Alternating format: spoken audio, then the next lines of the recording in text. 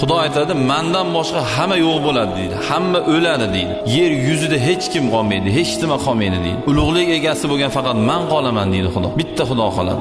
Boqiy Xudo, abadiy Xudo. Xudoni avvalini avvali yo'q, oxirini oxiri yo'q. Xudoni hech kim yaratmagan. Xudo Xoliq, Xudo yaratuvchi. Uni sherigi yo'q. Xudo uxlamaydi, Xudo o'lmaydi. Shunday buyuk Xudoyimiz bor. Alloh agar biz yaxshilikni xohlasak, xohlab kuch-quvvat beradigan zot, yomonlikni xohlasak, unga ham kuch-quvvat beradigan zot. Faqat yomonlikka norozi bo'lib Xudo kuch-quvvat beradi. Xudo kuch-quvvat bermasa hech nima ish qila olmaymiz biz.